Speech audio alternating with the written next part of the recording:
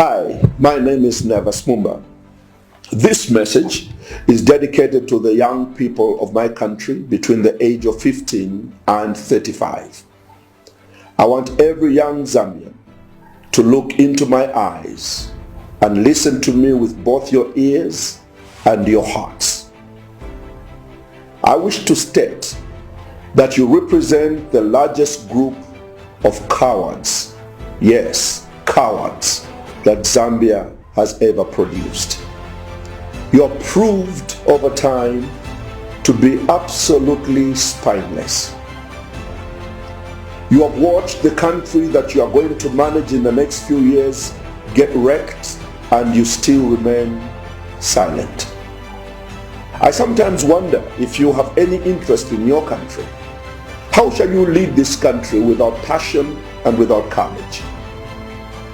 I know you are angry at my words. Yes, I want you to be angry. I repeat, you are a bunch of cowards. For some reason you think the country does not need your input. You are afraid of being arrested, imprisoned, or ostracized. Somehow you believe good things come cheap. No, they don't. If the current crop of youths were the ones we had in the early 60s, we would probably still be under colonial rule today. But our fathers were fearless. The Kaundas, the Nkumbulas, the Kapwepwes. They resolved to secure the freedoms that we currently enjoy. They were beaten, imprisoned, and were even killed so that you and I can stand up today and sing of Zambia, proud and free. We salute their courage and their selfless commitment to our country. This early breed of youth grew up differently. They walked without shoes to segregated schools. They used outside latrines for toilets without toilet paper. They fetched water and firewood early in the morning before they could be allowed to go to school. They made their own beds and swept their own surroundings every day. They were brought up with strong culture and character. They were warriors. That's how come we got our independence. They held back at nothing. They gave it their all. And because they did, we are free today. Your generation, on the other hand, has grown up in front of television sets, playing video games. Your world is a virtual one on Facebook, Instagram, and Twitter. Nothing wrong with that, but I want to explain something. A driver takes you to school and picks you up. A maid makes your bed. You don't even make your own bed. And someone washes and irons your clothes. With these comforts, some of our youth have no fight in them. You shy away from anything that looks like a fight. Our forefathers fought and delivered freedom to us. But to create a better future for yourselves, you too must be ready to fight. Nothing good comes on a silver platter. Stop hiding behind your laptops and your strange English accents. Come out and challenge us not to destroy your future by our corruption and our greed that is being demonstrated in governments, not only in Zambia, but across this continent. Challenge us not to auction your gold to foreigners. Challenge us not to sell your birthright to foreigners or to Chinese, as a matter of fact.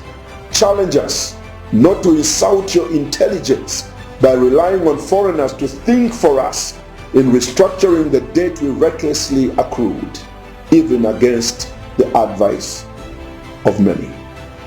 If you don't challenge us, you shall inherit a wrecked nation.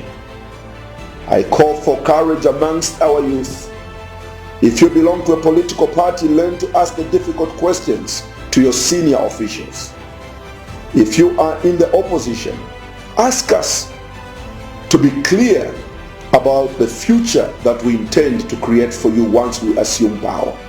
Ask us why we wish to assume power. Challenge us to include you in our planning.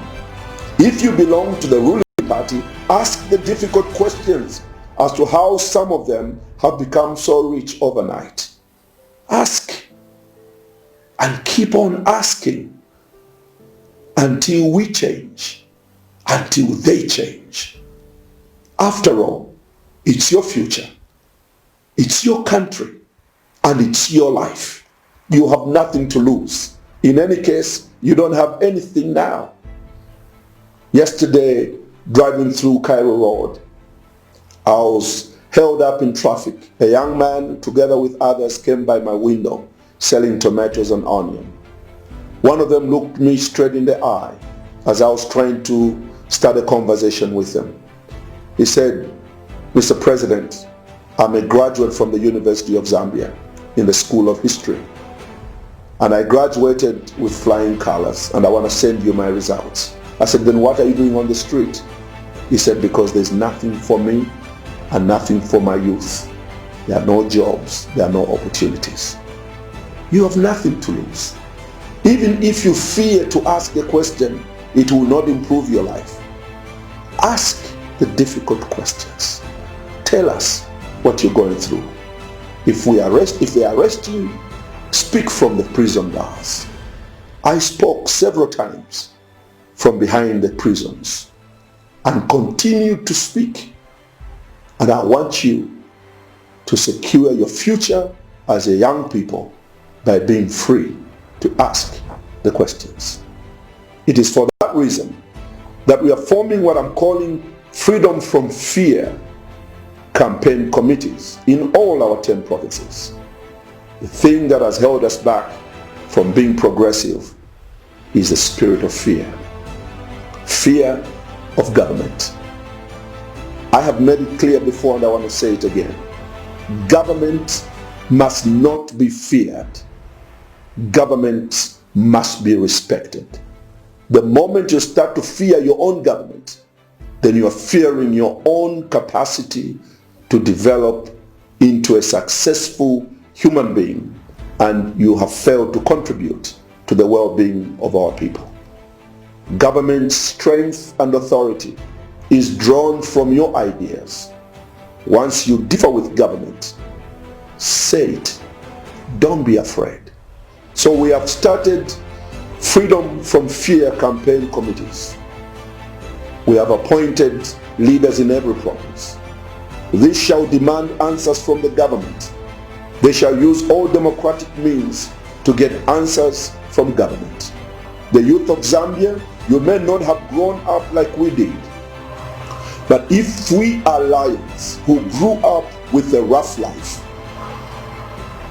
if we are lions who have spoiled our cubs by spoon feeding you, I have good news for you today. Inside you is a real and provoked lion. We may have spoiled you from the outside, but your heart, if you are our son and our daughter, you are still a lion in the inside. I'm here to provoke you to start asking the necessary questions. You are real lions. A number of years ago, I had a story that moved me and made me into what I am.